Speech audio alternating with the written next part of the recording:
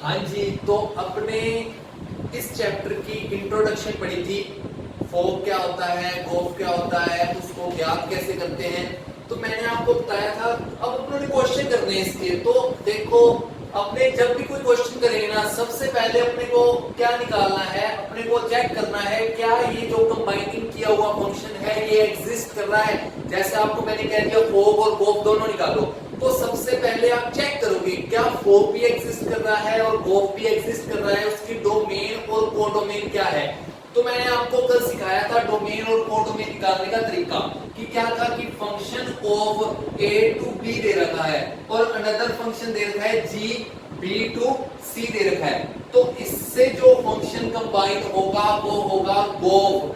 फोक इससे कंबाइन नहीं होगा, ये एग्जिस्ट नहीं करेगा। ओनली फंक्शन कौन सा एग्जिस्ट करेगा, गोफ, ये जी ऑफ एफ एक्स। और उसकी डोमेन क्या होगी, देखो बी इसमें भी है, बी इसमें भी है, तो दोनों में भी है, तो वो कैंसिल आउट मान सकते हैं अपने। तो इसकी डोमेन होती है ए और इसकी जो कोडोमेन होती है सी। तो जो नया फंक्शन अपना कंबाइनिंग किया हुआ बनता है उसकी डोमेन ए और कोडोमेन सी, और होता कौन सा फंक्शन गोफ। ठीक है, ये मैंने आपको कल समझा दिया था। अब अपने आगे करते हैं।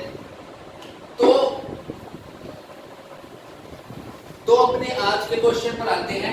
क्या कह रहा है, अपने को एक सेट दे रखा है a इज इक्वल टू 1 2 3, एक b सेट दे रखा है 4 5, एक c सेट दे रखा है 7 8 9। कहता है फंक्शन एक तो है a टू b, एक फंक्शन अदर है g b टू c।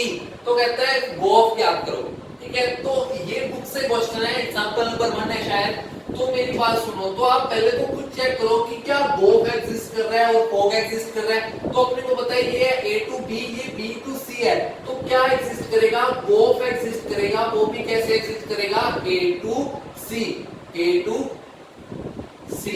ठीक है, अब मेरी बात सुनो, अपने को गोफ एग्जिस्ट कर गया a टू c, मतलब इसके अपनी वैल्यू निकालनी है। तो सबसे पहले अपने निकालेंगे गोफ 1। अब मैंने यहाँ पर 1 क्यों रखा है, क्योंकि a क्या है, इसका डोमेन है और a के एलिमेंट्स ही रखने हैं। a के एलिमेंट्स क्या है, 1 है, तो g ऑफ f 1। तो अगला क्या आएगा, g ऑफ f 2, फिर क्या आएगा g ऑफ f 3।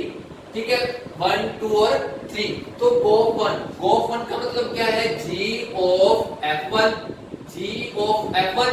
तो g ऑफ f1 का मतलब क्या है, देखो g of 1 f1, g of f1, तो f1 की यहां पर मैं वैल्यू रखूं, f1 की वैल्यू क्या है, 4 है, तो g ऑफ 4, और g4 की वैल्यू क्या है, देखो g4 की वैल्यू 8 है। बस इतना सा काम है। उसके बाद गोफ 2 का मतलब है g of f2, g of f2 है, तो f2 की वैल्यू रख दो, f2 की वैल्यू 4 है, तो g4, और g4 की वैल्यू अगेन क्या आ जाएगी, 8 आ जाएगी। उसके बाद मैंने गोफ 3 निकालना है, तो क्या आएगा, g of f3, g of f3, और f3 की वैल्यू क्या है, f3 की वैल्यू 5 है, तो g of 5, and again value क्या आ जाएगी, 9। तो हमारे पास क्या आ गया, गोफ की 1 2 3 तीनों वैल्यू आ गई। ठीक है, तो इसके बाद एक और एग्जांपल अपने ट्राई करते हैं। तो नेक्स्ट जो बुक से एग्जांपल है, एग्जांपल नंबर 5 है। तो क्या कह रहा है, function r to r, real number to real number, क्या कह रहा है, function of x is equal to x square plus 2, और एक अनदर फंक्शन दे रखा है g r to r, gx is equal to x upon x minus 1। ठीक है, तो कहता है गोफ भी ज्ञात करो, फोक भी ज्ञात करो, दोनों फाइंड करने हैं। तो अपने सबसे पहले चेक करेंगे क्या दोनों एग्जिस्ट करते हैं। तो मेरी बात सुनो, गोफ, अब गोफ में क्या होगा, g of f।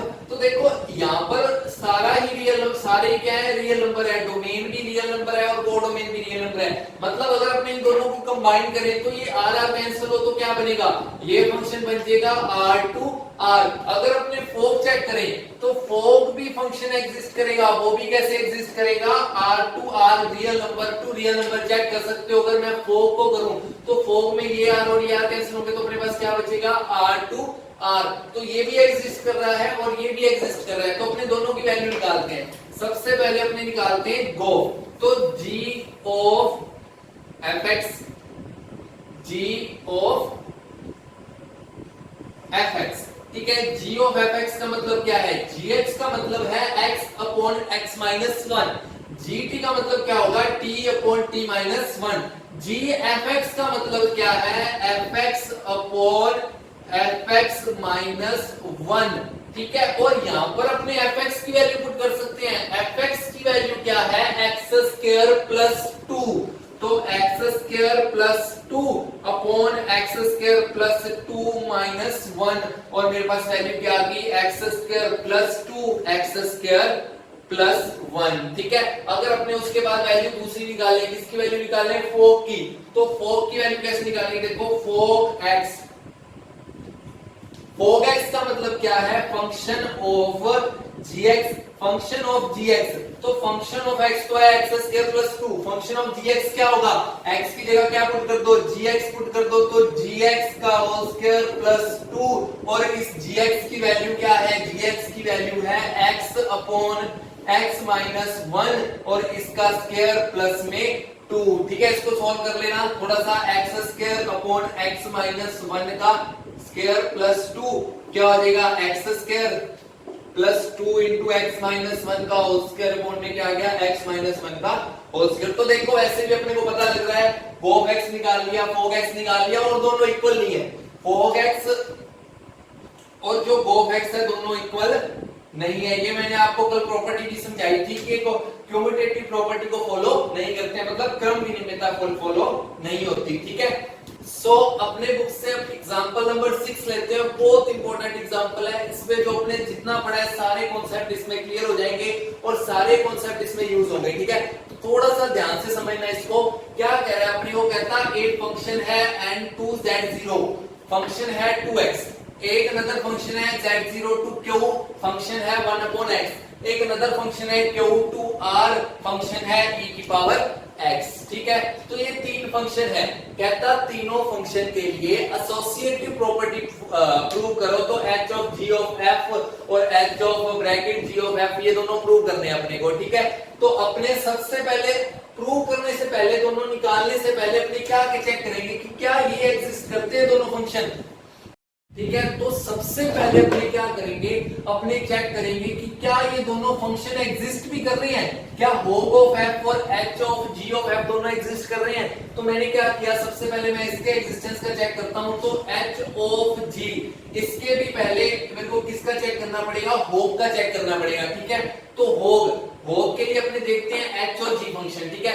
h function क्या है, q टू r है, g फंक्शन क्या है, z0 टू q है, ठीक है। तो ध्यान से देखो, होग के लिए क्या होना चाहिए, देखो दोनों में क्यू सेम है, ध्यान से देखना, अपने कैसे चेक करते हैं, दोनों में क्यू सेम है, तो जो फंक्शन एग्जिस्ट करेगा वो क्या होगा, z0 टू r होगा। तो मैं यहाँ पर क्या लिखूंगा, z0 टू r, मतलब होग फंक्शन एग्जिस्ट कर रहा है, उसकी डोमेन z0 है, कोडोमेन क्या है, r है। अब मैंने होग ऑफ f निकालना है, ठीक है। तो होग ऑफ f, तो देखो ध्यान से, होग की डोमेन z0 है, कोडोमेन r है, और f की डोमेन n है और कोडोमेन क्या है, z0 है। तो देखो ये भी एग्जिस्ट करेगा क्योंकि z0 और z0 दोनों सेम है, तो फंक्शन की जो डोमेन होगी वो n होगी और कोडोमेन होगी वो r होगी, मतलब ये फंक्शन एग्जिस्ट कर रहा है। ये मैंने आपको रूल समझा ही दिया था कैसे एग्जिस्ट करता है, ठीक है। अब अपने सेकंड चेक करते हैं, h of g of f, तो उसके लिए मेरे को सबसे पहले देखना पड़ेगा क्या गोफ एग्जिस्ट कर रहा है। तो गोफ के लिए मैं g फंक्शन पे जाता हूं और f फंक्शन पे जाता हूं। तो देखो जो g फंक्शन है वो, तो जो g फंक्शन है वो है z0 टू q, और जो f फंक्शन है वो n टू z0 है, मतलब दोनों में z0 सेम है, z0 सेम है, तो फंक्शन क्या बनेगा हमारा, n टू q बनेगा। डोमेन तो होगी n, कोडोमेन होगी q, ठीक है। उसके बाद अपने को चेक करना है h of g of f, इसकी चेक करने के लिए अपने क्या करेंगे, एक अपने को गोफ वाला फंक्शन देखना है, एक अपने को h वाला फंक्शन देखना है। तो h वाला फंक्शन क्या है, q टू r है, गोफ वाला फंक्शन है n टू q है, तो n to q to r, तो q सेम हो गए, तो फंक्शन क्या बनेगा, n टू r। तो दोनों देखो फंक्शन बिल्कुल सेम, डोमेन और कोडोमेन बिल्कुल सेम है, क्या है, n टू r। अपने एसोसिएटिव प्रॉपर्टी चेक कर रहे हैं, तो अब मैं निकालता हूं इसका होग ऑफ f, होग ऑफ f। होग ऑफ f का मतलब क्या है, होग function of x, function of x, यहां पर मैं क्या करूं, फंक्शन ऑफ एक्स की वैल्यू पुट कर दूं। फंक्शन ऑफ एक्स की वैल्यू क्या है, 2x है, तो होग 2x, ठीक है। होग 2x का मतलब क्या है, h of g of 2x, और यहां पर g ऑफ 2x, पहले तो देखो gx की वैल्यू है 1 upon x, g of 2x की वैल्यू क्या होगी, 1 अपॉन में 2x, तो यहां पर क्या आ गई 1 अपॉन में 2x, और h की वैल्यू क्या है, देखो hx की वैल्यू है e रेज टू x, और h 1 अपॉन 2x क्या होगा, e 1 अपॉन में 2x, ठीक है। अब अपने सेकंड निकाल लें, h of g of f, ठीक है। अपने क्या करेंगे, h of g of fx,